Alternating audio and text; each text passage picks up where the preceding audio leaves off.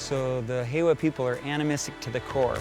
Animism is the belief that there's spirits all around them in the jungle, long ways away and close to spirits of their dead ancestors, departed ancestors, spirits of the trees, spirits of different plants, spirits in the rocks, spirits in the river valleys. Some of them are evil, some of them are helpful. And they're trying to balance and harmonize the spirit realm as it's been taught to them by their ancestors.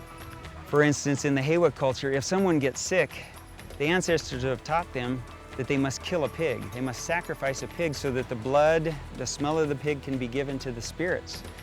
They believe that there's benevolent spirits, good spirits that can help them, so they'll kill a pig, offering the blood to the good spirits, asking the good spirits then to intercede on behalf of the sick person to help them, to save them from the evil spirit that might be harming them. We've taught them the message of the Bible. We've taught to appeal to God, to ask God for help, to pray to Him. We found that there's a lot of people that in our faces when they're talking to us would say, yes, yes, that's true, I should talk to God.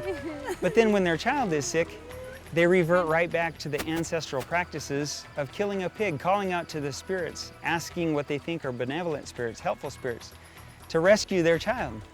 And so it's through living with them that we really get a glimpse into their culture and can see if they're truly calling out to God or if they're still trying to appease and manipulate and get help from the spirit realm.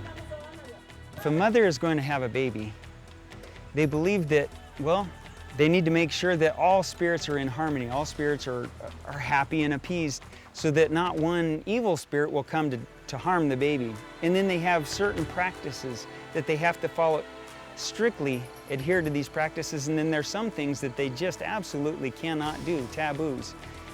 If they do something wrong, if they break one of the taboos, that newborn baby will die. They believe that with all their hearts, so they cannot break those taboos. They have to follow the practices of the ancestors.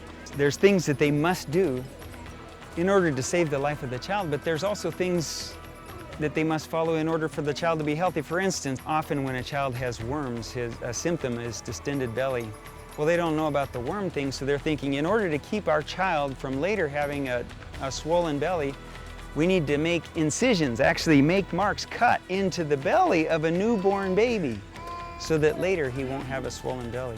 They believe that if they touch a baby, if they were to take the baby as soon as it's delivered and hold it and caress it, even feed it, that it would die. They believe that it would die if they touched it before it was completely, and every part of it was completely delivered. Ladies won't even give a name to a child until it's 3 months old or until it's smiling, because they believe if they don't do everything right, then the spirit of the child will actually depart. The baby will die. So they must follow all the practices of their ancestors.